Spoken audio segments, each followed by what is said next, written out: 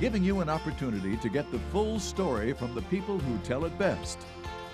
This is Mediacom News Leaders.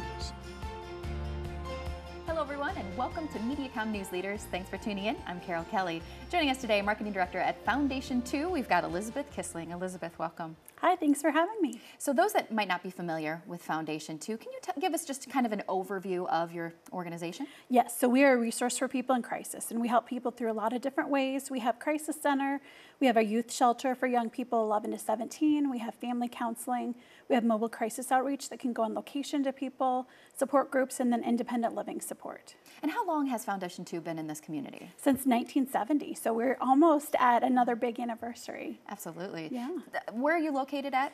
We have different offices, but they're all located in Cedar Rapids, Hiawatha area. Awesome. Tell us about some of the ages that you serve. You did mention that it's adults and you have some teen programming, that kind of thing. Tell us about that. You know, and that is a common misconception that when I go to community events, sometimes people will say, well, you know, Foundation 2 is not for me because I'm not a youth. And although our youth shelter is specific to those young people, crisis services are really for all ages. So, you know, it could be problems with an infant and people are stressed and they call us. It could be, you know, someone who's elderly, anything in between. We really are there to support people of all ages.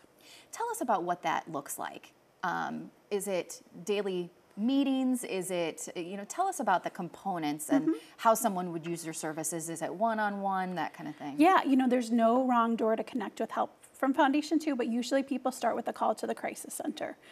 Or we have chat and text now, so they can go online and talk to us. They can text on their phone, either way that they choose that works best for them. They reach a counselor, they talk about what's going on. Sometimes the best referral will be another Foundation 2 service like the shelter or mobile crisis outreach. Sometimes we know about things in the community that would be a good resource for them, so we can connect them to those. So it really kind of depends on what their needs are and the ways we can help them. Sometimes it's a one-time thing. If someone's in a high level of crisis, we offer to call them back and follow up with them. So it could be, you know, a relationship that we develop over time with people too. Is there a cost involved? There is no cost to call the Crisis Center. There's no cost for mobile crisis outreach. Family counseling is sliding fee scale, but for the most part, things are at no cost to the people in crisis. Tell us about the need, and with your mobile crisis outreach, it's really going out into the community and helping.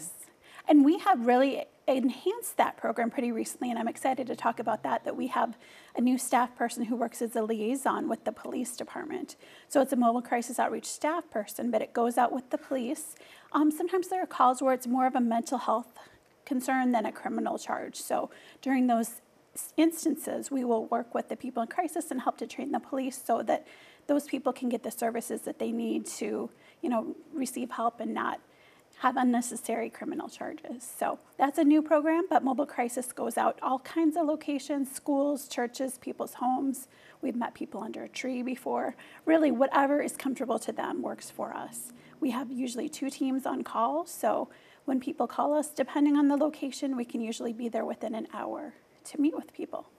Talk to us about who's answering the phone. Who are you talking to when you call and you're you know, obviously being very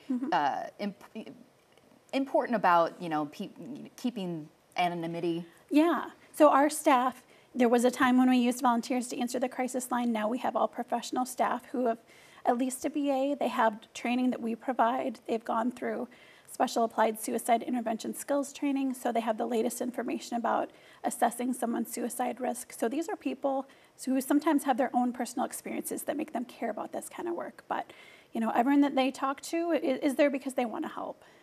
Talk to us about how the community can help and support Foundation 2. You've got something, your partnership with One Mission in Mount Vernon. Tell us about that. Yeah, so we just hired a new development director who has some great new ideas that you'll hear about in the coming months. But if you go to One Mission online, there's a store you can purchase really cool shirts and candles and all kinds of items. And 40% of that purchase will go back to Foundation 2.